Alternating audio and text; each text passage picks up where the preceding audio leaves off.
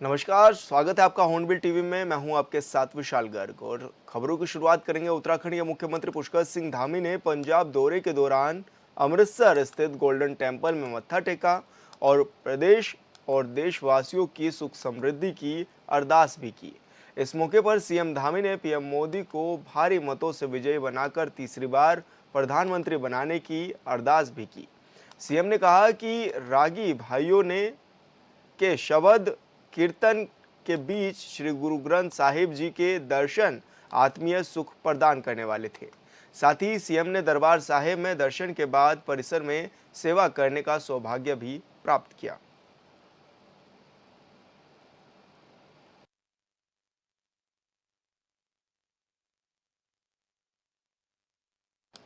2024 में लोकसभा चुनाव में कौन सी पार्टी अपना परचम लहराएगी, ये जानने के लिए पूरे देश में उत्सुकता बनी हुई है। 4 जून को लोकसभा चुनाव के नतीजे सबके सामने होंगे। बात करें उत्तराखंड की तो यहां काउंटिंग की तैयारियों को लेकर निर्वाचन आयोग अपनी तैयारियों में जुटा हुआ है, तो वहीं तमाम राजनीतिक पार्टियां भी अपने स्तर पर कोई गड़बड़ी नहीं हो इसके लिए रणनीति बना रही है, जिसको लेकर कांग्रेस के प्रदेश अध्यक्ष करण माहरा ने जानकारी दी है। उन्होंने बताया है कि 5 लोकसभा सीट के लिए जो प्रभारी बनाए गए थे उन्हें पत्र लिख दिए गए हैं। सभी प्रभारियों को अपनी लोकसभा में मतगणना की मॉनिटरिंग के लिए एक स्थान चयनित करना है, जिससे कोई भी बात होने पर उसकी सूचना उन तक पहुंच सके। उन्होंने ये भी कहा कि फॉर्म 17C को मिलाने के लिए हम प्रेशर बनाएंगे। साथ ही क्योंकि वोटिंग खत्म होने के 9 दिन बाद वोट परसेंटेज बढ़ा है, जो निश्चित ही चिंताजनक है।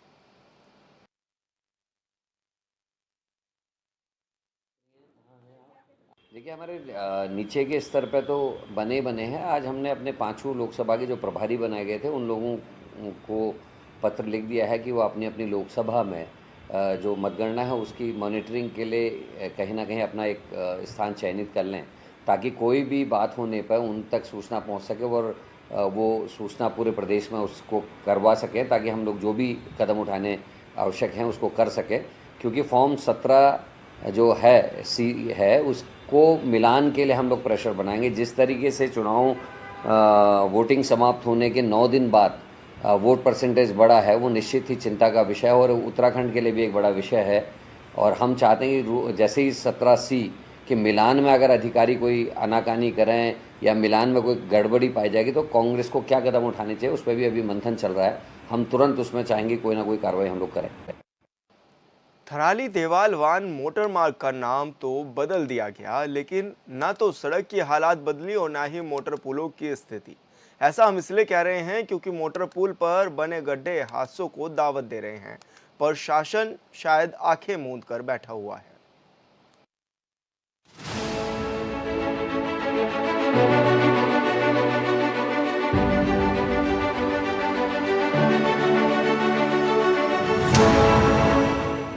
लगभग 1 महीना हो गया है। इस पे लगातार भारी वाहन चल रहे हैं और जबकि पुल की क्षमता साफ लिखा है कि 16 टन इसकी पुल की क्षमता है, लेकिन इसमें तो मेरे ख्याल से 20 टन 22 टन के लगातार वाहन चल रहे हैं।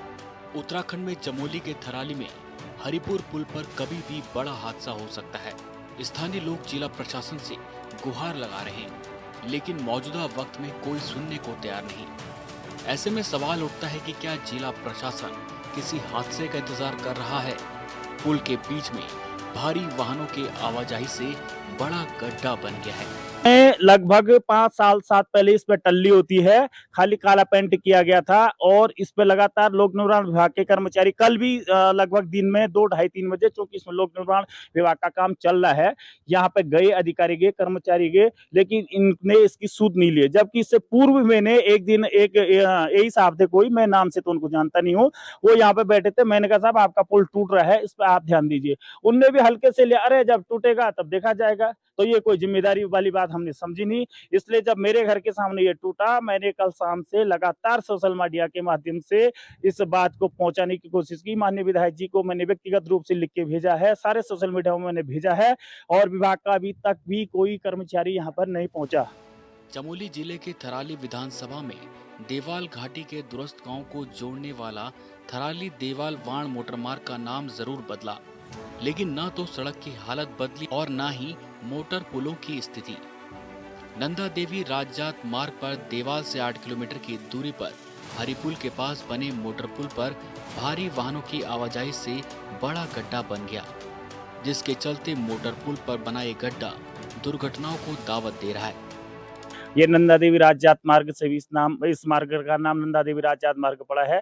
किलोमीटर 18 में यहाँ पे जो ये हरिपुर में पुल है 1980 का बना हुआ पुल है और ये कल शाम से ये बड़े हैवी वाहनों के द्वारा जो लोडेड वाहन जा रहे हैं उनके जाने से ये पुल जो है यहाँ पर टूट चुका है।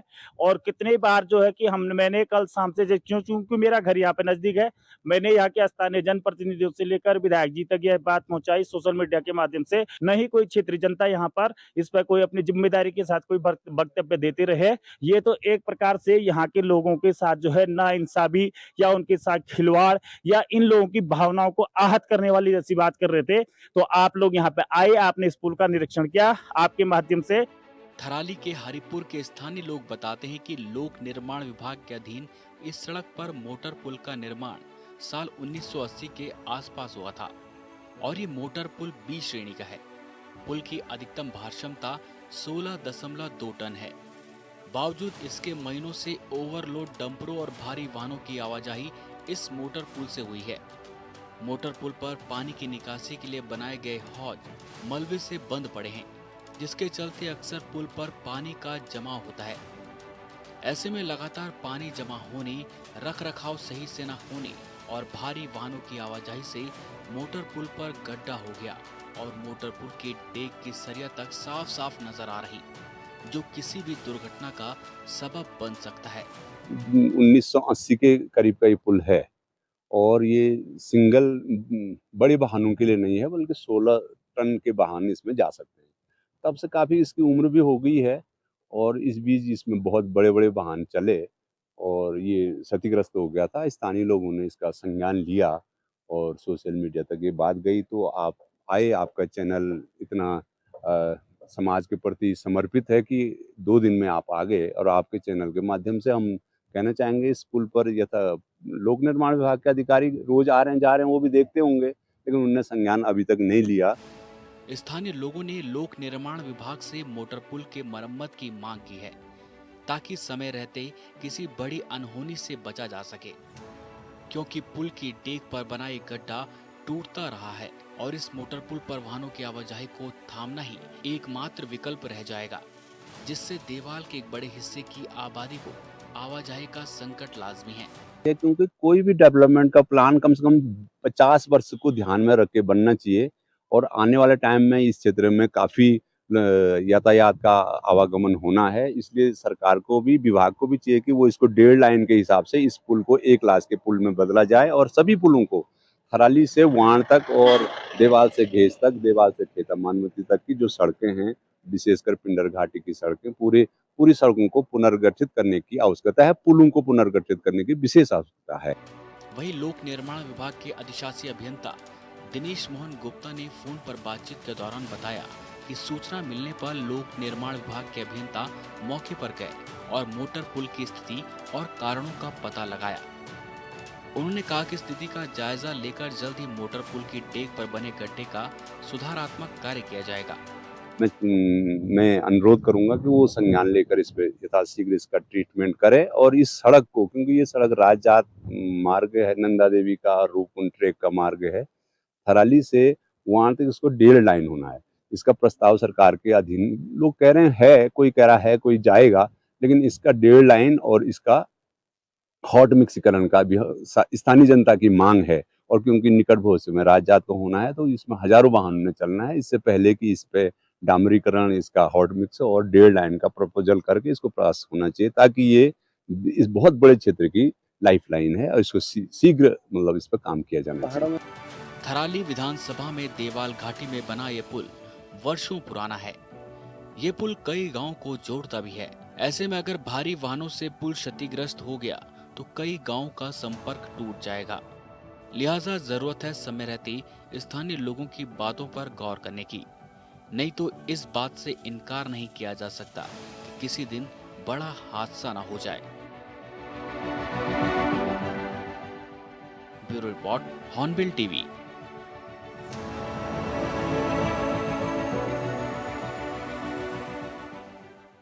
लगभग 1 महीना हो गया है, इस पे लगातार भारी वाहन चल रहे हैं और जबकि पुल की क्षमता साफ लिखा है कि 16 टन इसकी पुल की क्षमता है, लेकिन इसमें तो मेरे ख्याल से 20 टन 22 टन के लगातार वाहन चल। पंजीकरण न होने के चलते पिछले कई दिनों से हरिद्वार और ऋषिकेश में फंसे चारधाम यात्रियों के लिए खुशखबरी है, क्योंकि धामी सरकार ने उन्हें चारधाम यात्रा पर भेजने की सौगात दे दी है। इस रिपोर्ट में देखिए।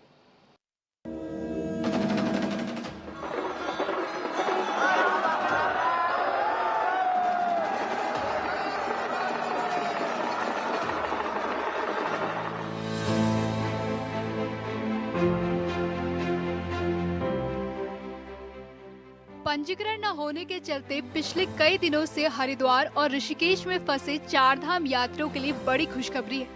उत्तराखंड सरकार ने ऐसे यात्रियों के रजिस्ट्रेशन कर उन्हें स्पेशल पास देकर चारधाम यात्रा पर भेजने की बड़ी सौगात दी है। इनमें वो यात्री भी शामिल हैं जो फर्जी रजिस्ट्रेशन का शिकार हुए थे। मध्य प्रदेश से आया हूँ मैं। कब से आप फंसे हुए थे? 21 तारीख से फंसा हुआ हूँ मैं। अच्छा, तो अब रजिस्ट्रेशन हो गया है, यात्रा पर जाएंगे, कितनी खुशी है, क्या कहना? अभी तो बड़ी खुशी है क्योंकि हर इंसान चाहता है कि चारधाम की यात्रा हो जाए मेरी अच्छी से अच्छी, क्योंकि पैसेंजर को लेके आता है तो बड़ी मुसीबत से उनको पटा के लाता है और यहाँ ला के ना अगर मान लो ऐसे फंस जाता और यहाँ के लोग अगर मान लो अपने को प्रशासन नहीं सुनती है तो बड़ी आफत आती है। अब ये बंद कर रखा था यहाँ रजिस्ट्रेशन, हमारा रजिस्ट्रेशन नहीं हुआ तो हम यहाँ पड़े हुए थे 21 तारीख से भूखे प्यासे। अब आज 28 तारीख को हमारा रजिस्ट्रेशन हुआ तो हमने सोचा कि चलो अब चारधाम की यात्रा हो जाएगी हमारी, ऐसा हमने मन में सोचा है। अभी बढ़िया प्रशासन की तो व्यवस्था कर रही, क्योंकि पब्लिक ही इतनी हो गई तो प्रशासन क्या करे। प्रशासन के हाथ में क्या है भाई, जितनी भीड़ होगी उतने प्रशासन दुखी होगी। अब यात्रा पर जाएंगे? यात्रा जाएंगे अभी घूमने फिरने। कितने लोग आए थे? हम 108 लोग थे। चारधाम यात्रियों को अब हरिद्वार और ऋषिकेश में पंजीकरण के लिए लंबी लाइनें लगाने और कई दिनों तक यहां रुकने की जरूरत नहीं पड़ेगी। सीएम धामी के आदेश के बाद ऐसे चारधाम यात्री जो पंजीकरण न होने के चलते यहां फंस गए थे, उन्हें स्पेशल पास जारी कर चारधाम यात्रा पर भेजा जा रहा है। हरिद्वार के मेला नियंत्रण भवन में इसके लिए स्पेशल कैंप लगाकर देश के कई राज्यों से यहां आए यात्रियों को रवाना किया जा रहा है। अब तक 10,000 ऐसे यात्रियों को चारधाम यात्रा के लिए भेजा जा चुका है। एसडीएम ने उन सभी यात्रियों से यात्रा पर जाने की अपील की है जो किसी न किसी कारण से पंजीकरण न होने के चलते यहाँ फंस गए थे। देखिए, हरिद्वार में जो भी लोग किसी भी कारण से फंसे हुए हैं, 2 दिन हो या 3 दिन हो या 4 दिन हो, उनकी होटल की रसीद हो, टिकट हो, किसी भी आधार को बना के उनका कोई भी वो प्रूफ अपना दिखा देते तो उनको हम लोग यहाँ से रजिस्ट्रेशन कर रहे हैं। और आज से हम लोग ये भी कोशिश कर रहे हैं कि सबका रजिस्ट्रेशन ऑनलाइन पोर्टल पे भी चढ़ा दिया जाए ताकि किसी भी बैरियर को उनको समस्या ना आए। सर, इनमें वो भी शक डालू है कि जो लोग चारधाम यात्रा में फर्जी रजिस्ट्रेशन का शिकार हो गए थे। जी, इस तरह के भी आ रहे हैं, कई तरह के आ रहे हैं। इसमें कुछ लोग ऐसे भी आ रहे हैं जिन्होंने जब रजिस्ट्रेशन कराया तो 4 धाम के नाम से रजिस्ट्रेशन तो हुआ, लेकिन 4 में से 2 धाम पे उनकी डेट चढ़ी, तो उनके जो 2 धाम बचे हैं उनका भी रजिस्ट्रेशन कर रहे हैं वो, क्योंकि वो भी फंसे हुए हैं उससे एक तरह से।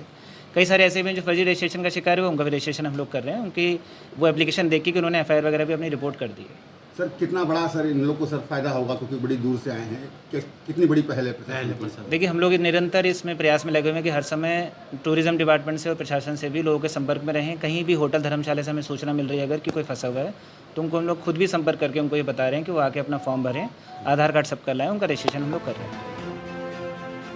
इन यात्रियों में कई लोग ऐसे भी हैं जो ट्रैवल एजेंटों और दूसरे ऑपरेटरों के किए गए फर्जी रजिस्ट्रेशन का शिकार हो गए थे और पिछले कई दिनों से यहाँ फंसे हुए थे। कई तो ऐसे भी हैं जिनका केवल 2 धाम का ही पंजीकरण हुआ था। ऐसे में अन्य राज्यों के इन श्रद्धालुओं ने धामी सरकार के इस कदम की सराहना की। Bureau report, hornbill TV.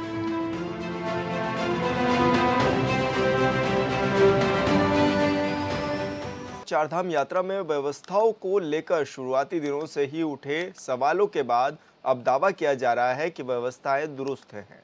लिहाजा भारी संख्या में तीर्थयात्री चारधाम के लिए दर्शन करने के लिए पहुंच रहे हैं। पिछले साल चारों धामों में कुल 56 लाख तीर्थयात्री पहुंचे थे, लेकिन इस बार कुछ ही दिनों में यात्रियों की संख्या 5 लाख के पार पहुंच गई है। दावा है कि इस बार पुराने सारे रिकॉर्ड टूट जाएंगे।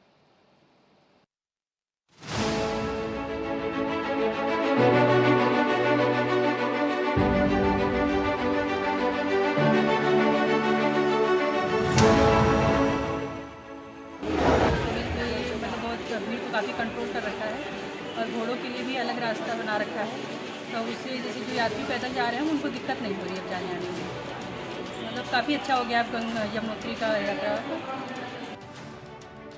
उत्तराखंड में चारों धामों में तीर्थयात्रियों की भारी भीड़ है। गंगोत्री और यमुनोत्री धाम की यात्रा सुचारू और सुव्यवस्थित रूप से संचालित हो रही है।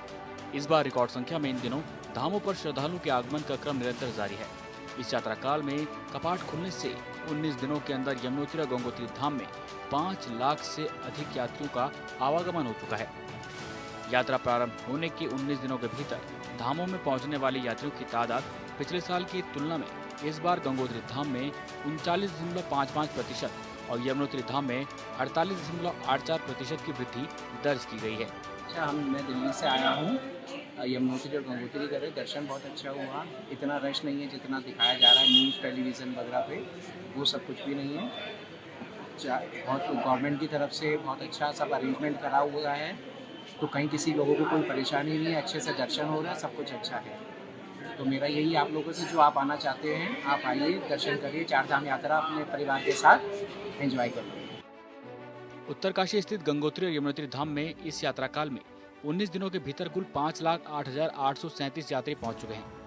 यात्रा के शुरुआती दिनों की तुलना करें तो यमुनोत्री धाम में साल 2023 में 1,21,007 और इस बार 2,01,93 यात्री पहुंचे हैं। इस बार गंगोत्री में इस बार 79,186 यात्री जल्द आए हैं। यह आंकड़ा पिछले साल से 39.55% अधिक है। इसी तरह इस दौरान यमुनोत्री धाम में साल 2023 में 1,06,747 और इस बार 2,08,644 यात्री पहुंचे। यमुनोत्री धाम में इस बार 1,01,897 यात्री ज्यादा आए हैं और ये बढ़ोतरी दर 48.88% है। तो भीड़ भी काफ़ी कम हो गई है और दर्शन भी बहुत अच्छे से हो रहा है, तो अभी जाना काफ़ी अच्छा है वहाँ पे।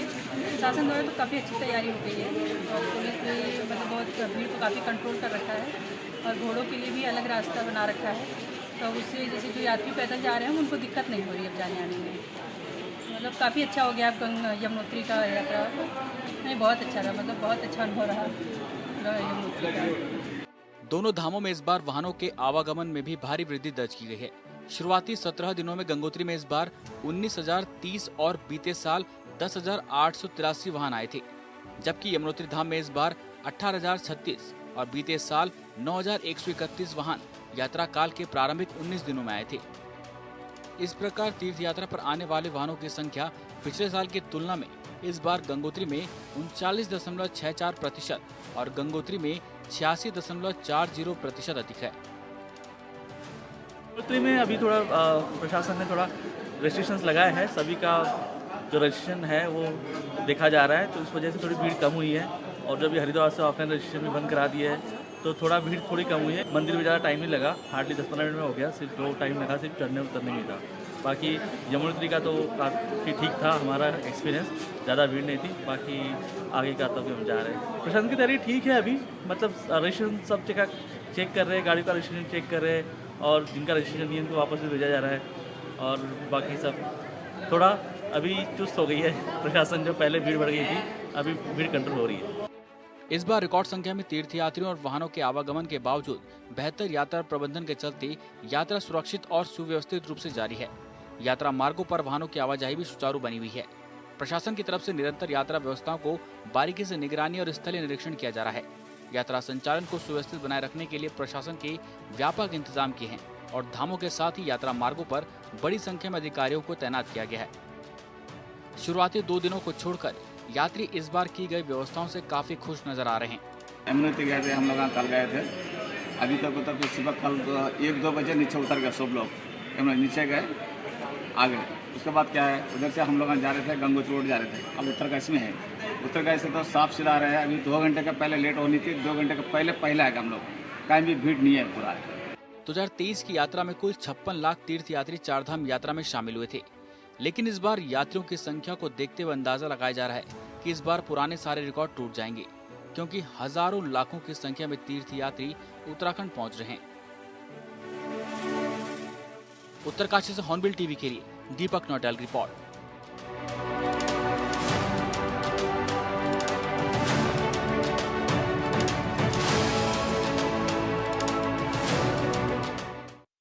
उधम सिंह नगर में इन दिनों अवैध खनन का काम लगातार जारी है।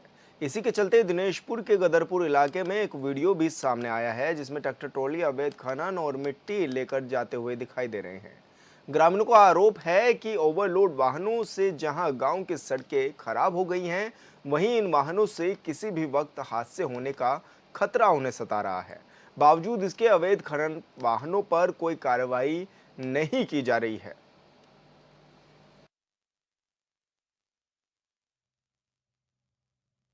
आए दिन परेशान बहुत हो रहे हैं हम लोग। 3-4 दिन पहले मैंने फ़ोन भी किया था तहसीलदार को, उन्होंने टीम भेजी थी, कोई कार्रवाई नहीं की। वो देख के चले गए, उन्होंने कहा ठीक है मिट्टी उठेगी नहीं, हम इसको रोक देंगे। हम लोग बहुत परेशान है। ये पूरी रोड टूटी पड़ी इधर से है, आना जाना सबका बेकार हुआ पड़ा है। उधर भी नई रोड बनी है, वो भी कुछ दिन की है, वो भी कुछ ऐसी हो जाएगी सर। कोई उसको मामला संज्ञान में कोई ले नहीं रहा है, ना पुलिस वाले आते हैं, ना तहसीलदार से, ना कोई भी नहीं आ रहा है। पटवारी लोग आए थे यहाँ पे, चले गए, उन्होंने कुछ किया नहीं, पता नहीं। सर ऐसा बात है कि ये जो रोड बना है हाल ही में, ये रोड को तोड़ रहा है और ये जो अवैध मिट्टी निकाल रहा है यहाँ से, घर के सामने से रात भर ट्राली चले, इंसान सो नहीं पा रहा है। दिन भर थकान करके काम करके आ रहा है, सो नहीं पा रहा है। और बच्चे सारे बच्चे रोड में घूम रहे, पता नहीं किस टाइम क्या हो जाए। परेशान यही कि रात को छोड़ नहीं पा रहे हैं हम लोग, बड़ा परेशानी है। आधे को बजट लेके घूम रहा हूँ, इतना टाले चल रहा है, कोई उसे गवाह कुछ नहीं कर रहे हो आप लोग, इसके लिए कुछ भेजो। सड़क तो खराब हो रहा है, आप आके देखो सड़क खराब हो रहा है। फिर बीच में बना के गए, बड़ा 5 साल के बाद ही बना सड़क हमारा। मध्य प्रदेश के जबलपुर में बहुचर्चित रहे दोहरे हत्याकांड की नाबालिग आरोपी हरिद्वार से पकड़ी गई है। नाबालिग आरोपी हर की पौड़ी के पास स्थित एक होटल में अपने बॉयफ्रेंड के साथ रुकी हुई थी। चेकिंग के दौरान पुलिस ने नाबालिग लड़की को हिरासत में लिया, हालांकि उसका बॉयफ्रेंड मुकुल सिंह फरार हो गया। हरिद्वार के एसएसपी परमेन सिंह डोभाल ने जानकारी दी है कि आरोपी के मिलने की पुष्टि होने के बाद जबलपुर पुलिस को सूचना दे दी गई और पुलिस टीम के पहुंचने के बाद नाबालिग को उन्हें सुपुर्द कर दिया गया। बता दें कि नाबालिग ने मार्च महीने में अपने पिता और भाई की निर्मम हत्या कर दी थी।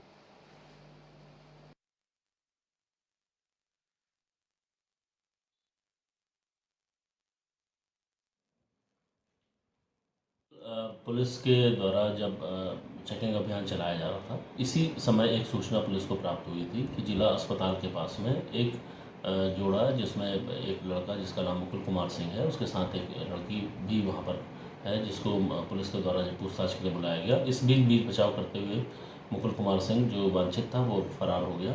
लड़की के द्वारा जब पूछताछ की गई थी तो उसके द्वारा यह बताया गया कि वो जबलपुर से एक 302-201 में अपने पिता और अपने भाई की हत्या में जो वांछित चल रहे हैं, जब पुलिस के द्वारा जबलपुर पुलिस से संपर्क किया गया था तो उनके द्वारा इसकी पुष्टि की गई। आज वो यहाँ पर उसकी पूछताछ के लिए भी आ रहे हैं और पूछताछ के बाद ही उनके इसको किया जाएगा। आगे की जो भी कार्रवाई है उसको जबलपुर पुलिस के साथ समन्वय करते हुए हम लोगों के द्वारा की जाएगी। और फिलहाल इस बुलेटिन में इतना ही। आप देखते रहिए हॉर्नबिल टीवी। नमस्कार।